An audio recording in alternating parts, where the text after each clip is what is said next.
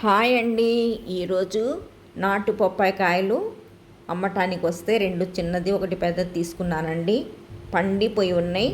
అందుకోసమని జీడిపప్పు, ఆర్గానిక్ బెల్లం, కొబ్బరి, బాదం పప్పు, ఖర్జూరాలు ఇవన్నీ వేసుకొని ఇలా కత్తితో అంటేనే అలా కట్ అయిపోయింది. ఇంకా చెంచాతో ఇలా మెత్తగాను అంటే ఇట్లా సరిపోతుందిలే అని బాగా పండిపోయింది, కానీ ముక్కలు కోసే పని లేదు. అలా అదుముతుంటేనే మెత్తగా అయిపోతుంది. చూడండి, విత్తనాలు అయితే ఇంతలా ఉన్నాయి. గుప్పెడు రెండు గుప్పెళ్ళు వచ్చేసినాయి. నాటు వాటిలో అయితేనే విత్తనాలు వస్తాయి. బొప్పాయి కాయ తినటం వల్ల ఎన్ని రకాల పోషకాలు ఉంటాయో తెలుసా. తెల్ల రక్త కణాలు పెరుగుతాయి, బ్లడ్ బాగా ఇంప్రూవ్ అవుతుంది. అన్ని రకాలుగా పిల్లలకు బొప్పాయి కాయ విడిగా ముక్కలు కోసి పెడితే తినరు. అందుకోసమని మనం ఇలా డ్రై ఫ్రూట్స్ వేసి ఇది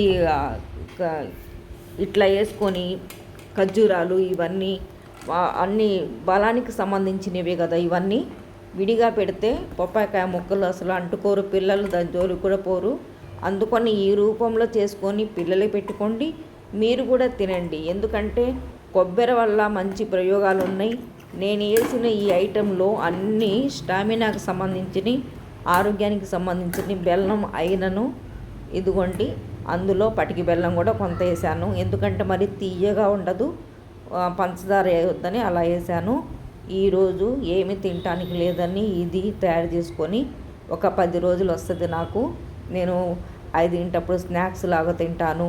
ఒక్కో రోజు బయట అయితే తినే అలవాటు లేదు. పళ్ళ రూపంలో ఎలా తయారు చేసుకోవాలి, ఏ పళ్ళు తినాలి, ఎక్కువగా పళ్ళు తినటం ఇష్టం నాకు మొదటి నుంచి కూడా. అదే అలవాటు, పళ్ళులాగా తినొచ్చు, కాకపోతే మరీ పండిపోయి ఉందని ఇలా హల్వాలా చేసుకొని ఫ్రిడ్జ్లో పెట్టుకుంటే 10-15 రోజులు వస్తుంది. ఏం చక్కగా ఉంటుంది. మీరు కూడా ట్రై చేయండి.